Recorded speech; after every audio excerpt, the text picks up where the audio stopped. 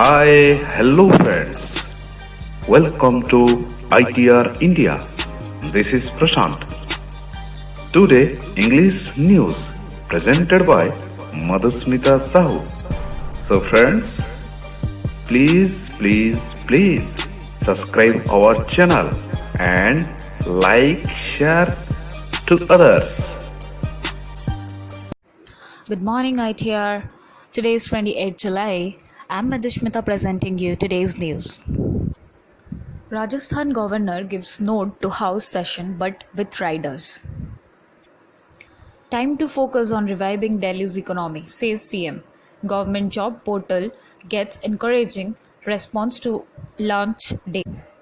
No relief in sight for deceased constable's wife. CM had promised ex gratia of rupees 1 crore days after he succumbed to COVID-19 on May 5. Glitches mar DU online mock exams yet again. Riots. HC asks police to submit July 8 order. Students will not be able to access facilities at CSC during mock test. DU. High Court is concerned about the 60,000 outstation students. DUTA demands release of funds to government-funded colleges. High Court restrains Delhi police from giving information on riot cases. Do not name accused or witness till charges are found. Businessman gets called to give rupees 5 crore to gangster. Foreign national, 2 others held for human trafficking. His visa had expired in 2018, says police. DG Prisons orders deployment of staffers for functioning of Tihar Court complex. Number of fresh cases continues to drop. Daily testing also dips. Delhi registers 613 new COVID-19 cases. Less than 33,000 beds are now occupied. Court expresses satisfaction with government's efforts in fighting outbreak. High Court takes note of 2 plasma banks in city wins up petition. BJP leaders stage protest outside CM's residence over electric bills. AAP government making profits in collusion with power companies. MCG demolishes 500 Santis on Mehrauli Gurugram Road. AAP slams BJP ruled SDMC for hike in taxes, will force BJP to withdraw decision. Cane of driver who died at Minto Bridge get ex gratia. Police arrest cyber criminals targeting export films. Punjab farmers protest against centre's agriculture audiences. Over 50% doctors' posts lying vacant in Odisha reveals RTI. The shortage has forced government to raise their retirement age. 12 deaths, 557 new cases in Punjab. Punjab recorded 557 new COVID-19 cases on Monday and reported 12 more deaths, taking the toll to 318 according to an official statement.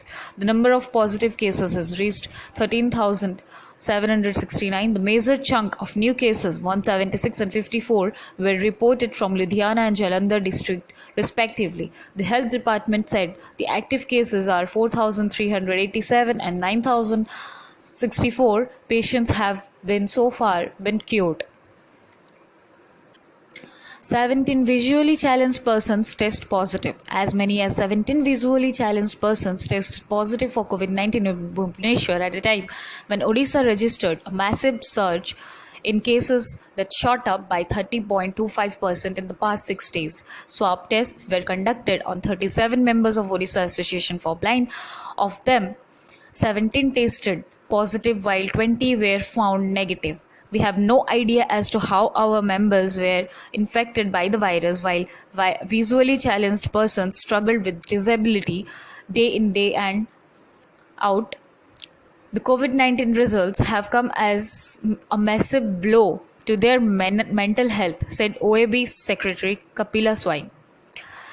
Meanwhile, Odisha on Monday reported infections in 28 out of 30 districts. As many as 1,503 new cases were detected that took the total count to 26,000 982. There were 18,757 cases on 20th July. To tackle Pune's COVID-19 surge, 2,400 beds in 3 jumbo facilities. Fearing for his life, BJP MLA approaches UPCM police chief. Gangster Sunil Rathi openly threatened me in a Bagpat court. Gear up to bring BJP back to power in Maharashtra, Nadda. Party chief appeals to cadre to expose MVA government's failures. Congress holds protest rally in Haryana. Editorial: needed map for India's foreign policy. In the backdrop of setbacks, especially in the neighborhood, the country has to reconsider its diplomacy trajectory. An opportunity to reshape healthcare. The COVID-19 pandemic may have unwittingly led to some desirable changes. The challenge is to build on this. In reverse gear, the draft EIA notification needs wider consultation and progressive changes. The Union Ministry of Environment has been in spotlight on more than one occasion during the pandemic as it worked to push through retrograde environmental decisions in an atmosphere of general paralysis. In April, Environment Minister Prakash Javadekar used a virtual conference to ensure that the National Board for Wildlife Standing Committee stamped its approval on several projects with serious implications for conservation. He now wants to hurriedly make fundamental change to the process of projects approvals by introducing a new Environment Impact Assessment EIA notification. Now in draft, it seeks to replace the existing EIA notification of 2006. The proposed provisions so that the ministry has gone to great lengths to reduce or even remove public participation and by extension independent expert opinion from the process of granting environmental clearances. Public reporting of violations may also not be taken cognizance of.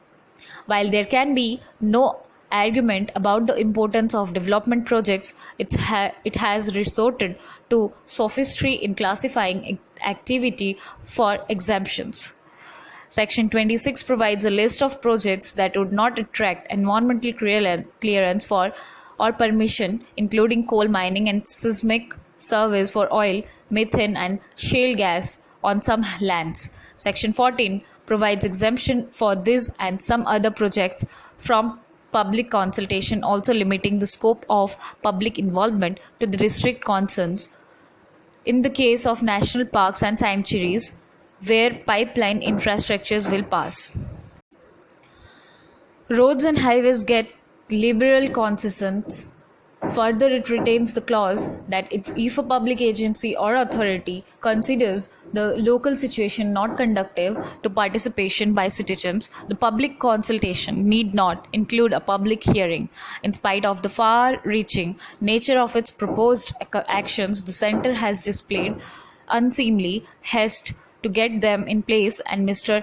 Javadekar has not aided credibility by trying to shut down public responses to the draft early. It took a Delhi High Court order to extend the deadline to August 11th. The exercise has been further muddied by the mystery blocking of some activist websites calling for the EIA proposal to be dropped and demanding a new approach towards serving natural resources for future generations. Clearly, the centre's attempts at weakening checks and balances are not new. A study of coal mining clearance shows that 4,302 hectares of forest were diverted during 2014 to 18, favoring extraction over conservation. COVID-19 has powerfully demonstrated the value of nature for well-being of lost forests and captured wildlife, bringing virus reservoirs closer to humans and foul air, destroying their health. While there might be a case for some changes, much of the proposed EIA system can only make things worse and should not be pushed through. The majority cannot afford a balanced diet. Even millions who are above the poverty line do not have access to healthy or nutritious food in India. Modern tools, age old wisdom. The pandemic presents an opportunity for Sri Lanka and India to focus on the revitalization of partnerships. Karnataka, Andhra Pradesh cross 1 lakh cases mark. Kerala prepares to raise capacity for long-term struggle. Telangana leans on rapid antigen tests, cuts RT-PCR numbers. Kerala cabinet moves stricter, curbs no statewide lockdown. Bodies pile up for want to incinerators. Crematorium stare, BJP man 50 others held. Supreme Court allows Speaker to withdraw plea. Activist Rihanna moves Supreme Court against High Court's denial of bail. Shunned by relatives, Andhra Pradesh woman kills herself. Conservationists elated as tiger numbers up. NIA questions Sivashankar for 9 hours in Kerala gold case. Agency asks him to reappear for further questioning today. 2 more arraigned as accused in the case. Congress warns of constitutional crisis. 2 CPI MLAs will back Gehlot government, says Yechuri. BJP has revealed its true mindset. Priyanka tells Omar they are engaged in a Twitter exchange on Rajasthan. Hiding truth is anti-national. Rahul, satellite images make it clear Chinese have occupied our territory, he says.